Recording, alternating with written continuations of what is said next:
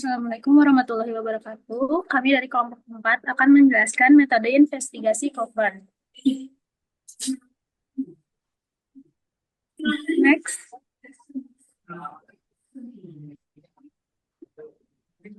Dengan anggota, saya Ayu Arisa Putri. Saya Yolanda Angelika. Next. Metode investigasi covert. Metode investigasi covert atau penyelidikan tersembunyi adalah pendekatan di mana penyelidik atau penegak hukum menyembunyikan identitas atau tujuan mereka untuk mengumpulkan informasi atau bukti tanpa diketahui oleh pihak yang sedang diselidiki. Investigasi ini biasanya digunakan untuk kasus yang melibatkan kejahatan yang terorganisir atau kasus yang memerlukan pengumpulan informasi tanpa menarik perhatian yang dapat mengganggu hasil penyelidikan. Metode yang pertama adalah penyamaran atau undercover operation. Penyamaran adalah salah satu metode yang paling terkenal dan sering digunakan dalam investigasi covert. Agen atau penyelidik menyusup ke dalam kelompok atau organisasi yang dicurigai dengan menyamar menjadi anggota mereka. Menjaga identitas tetap tersembunyi dan tidak terbongkar adalah tantangan terbesar dalam metode ini. Jika penyamarannya tidak sempurna, maka beresiko membahayakan misi dan keselamatan si agen. Yang kedua adalah pengamatan terselubung atau covert surveillance. Metode ini melibatkan pengawasan terhadap individu atau lokasi tertentu tanpa menarik perhatian. Pengawasan bisa dilakukan secara fisik dengan tim yang tersembunyi atau menggunakan teknologi, seperti kamera tersembunyi, GPS, dan perangkat pemantauan digital. Tantangan dalam metode ini adalah memastikan agar pengawasan tetap terjaga tanpa dicurigai oleh orang yang diawasi. Selain itu, teknologi yang digunakan harus cukup canggih agar tidak terdeteksi. Next. Lalu yang ketiga adalah penyusupan digital atau cyber infiltration. Hal ini bisa termasuk hacking atau memperoleh data atau mengakses komunikasi yang mencurigakan.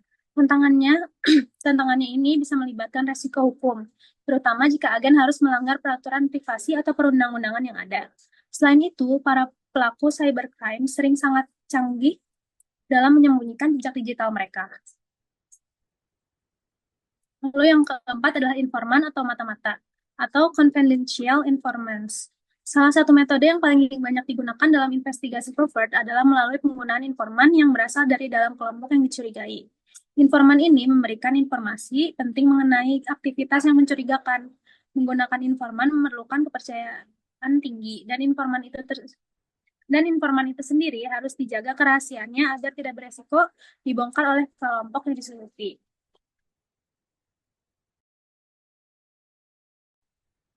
Selanjutnya ada kesulitan yang dihadapi dalam investigasi covert. Yang pertama ada resiko terungkap, yaitu salah satu resiko terbesar adalah identitas agen yang menyamar atau informasi yang terkumpul dapat bocor dan mengganggu jalannya penyelidikan.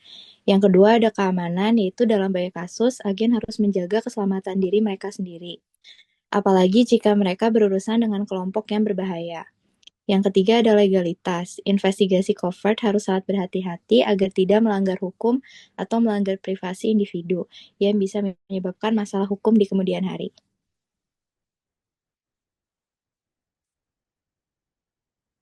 Lalu ada situs yang memberikan tinjauan informasi bagaimana untuk menginvestigasi dan melakukan. Yang pertama ada howtoinvestigate.com, yaitu memberikan informasi mengenai bagaimana melakukan investigasi.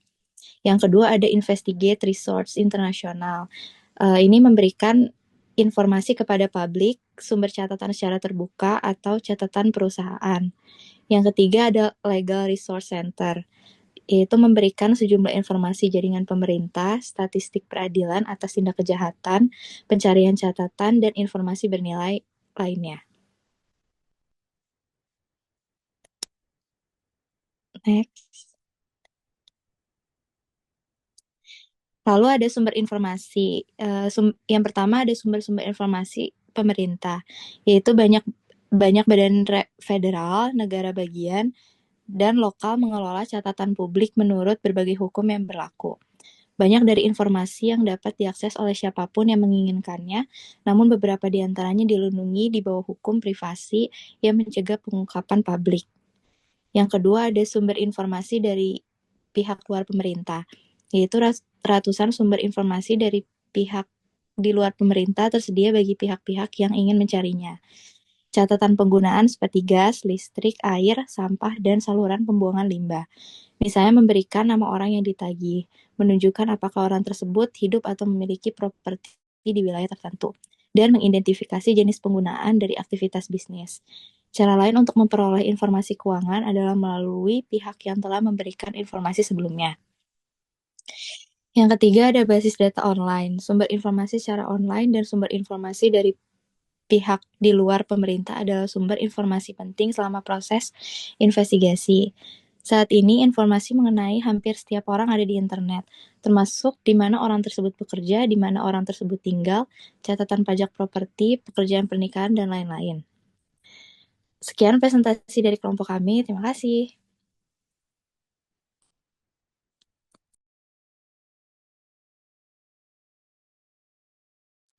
Dah. Thank you, Yo. Thank you Bye. ya. Thank you. Thank you, Nail. Dah.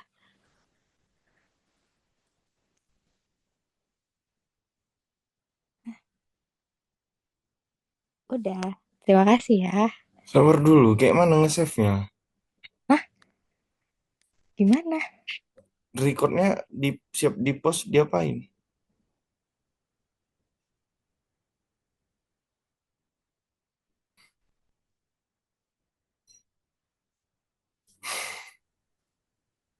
Coba cari Google dulu.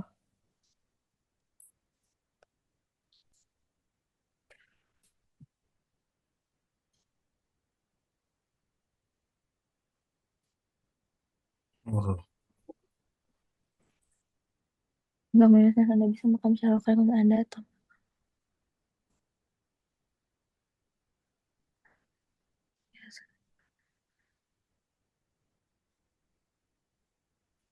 udah bisa simpan rekaman.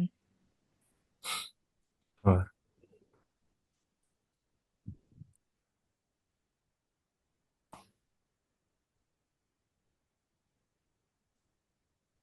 kayak mana ya? Belum belum tersimpan nggak sih ini? Jinzayo.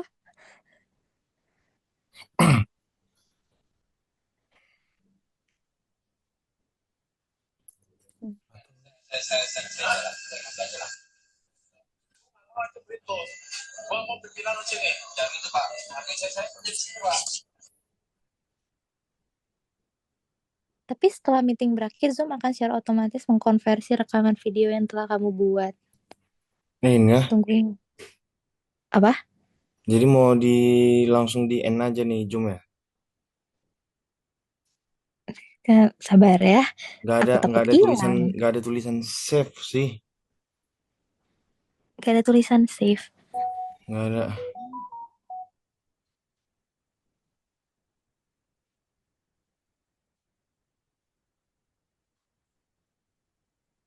Bar.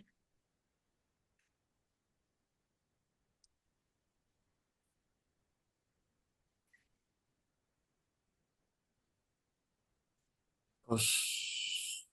Ini yang ada cuma pause atau stop recording. Oh Stop iya, klik recording. stop untuk mengakhiri rekaman ketika Anda sudah yakin mengakhirinya. Hasil rekaman Anda akan tersimpan di komputer pada folder yang telah Anda tentukan.